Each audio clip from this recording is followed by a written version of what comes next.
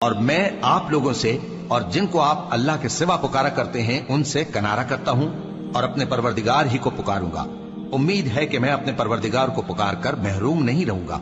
اور جب ابراہیم ان لوگوں سے اور جن کی وہ اللہ کے سوا پرستش کرتے تھے الگ ہو گئے تو ہم نے ان کو اسحاق اور اسحاق کو یعقوب بخشے اور ہر ایک کو پیغمبر بنایا، اور ہم نے ان کو اپنی رحمت سے بہت سی چیزیں عنایت کی اور ان کا ذکر جمیل بلند کیا۔ اور کتاب میں موسیٰ کا بھی ذکر کرو، بے شک وہ ہمارے برگزیدہ تھے اور رسول تھے، نبی تھے، اور ہم نے ان کو طور کی داہنی طرف سے پکارا اور باتیں کرنے کے لیے نزدیک بلایا، اور اپنی مہربانی سے ان کو ان کا بھائی ہارون پیغمبر بنا کر عطا کیا۔ اور کتاب میں اسماعیل کا بھی ذکر کرو، وہ وعدے کے سچے اور رسول تھے، نبی تھے، اور وہ اپنے گھر والوں کو نماز اور زکوٰۃ کا حکم کرتے تھے اور اپنے پروردگار کے ہاں پسندیدہ تھے۔ اور کتاب میں ادریس کا بھی ذکر کرو، وہ بھی نہایت سچے تھے، نبی تھے، اور ہم نے ان کو اونچی جگہ اٹھا لیا تھا۔ یہ وہ لوگ ہیں جن پر اللہ نے اپنے پیغمبروں میں سے فضل کیا، یعنی اولاد آدم میں سے، اور ان لوگوں میں سے جن کو ہم نے نوح کے ساتھ کشتی میں سوار کیا، اور ابراہیم اور یعقوب کی اولاد میں سے،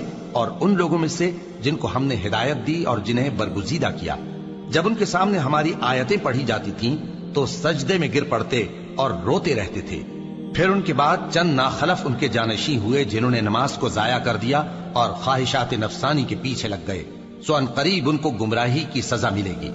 ہاں، جس نے توبہ کی اور ایمان لایا اور عمل نیک کیے تو ایسے لوگ بہشت میں داخل ہوں گے اور ان کا ذرا نقصان نہ کیا جائے گا، یعنی ہمیشہ کی بہشتوں میں، جس کا اللہ نے اپنے بندوں سے وعدہ کیا ہے کہ جو ان کی آنکھوں سے پوشیدہ ہے۔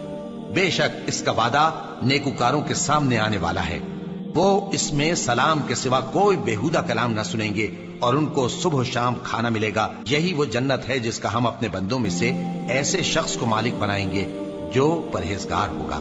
اور فرشتوں نے پیغمبر کو جواب دیا کہ ہم تمہارے پروردگار کے حکم کے سوا اتر نہیں سکتے۔ جو کچھ ہمارے آگے ہے اور جو پیچھے ہے اور جو اس کے درمیان ہے سب اسی کا ہے، اور تمہارا پروردگار بھولنے والا نہیں، یعنی آسمان اور زمین کا اور جو ان دونوں کے درمیان ہے سب کا پروردگار، تو اسی کی عبادت کرو اور اس کی عبادت پر ثابت قدم رہو۔ بھلا تم کوئی اس کا ہم نام جانتے ہو؟ اور کافر انسان کہتا ہے کہ جب میں مر جاؤں گا تو کیا زندہ کر کے نکالا جاؤں گا؟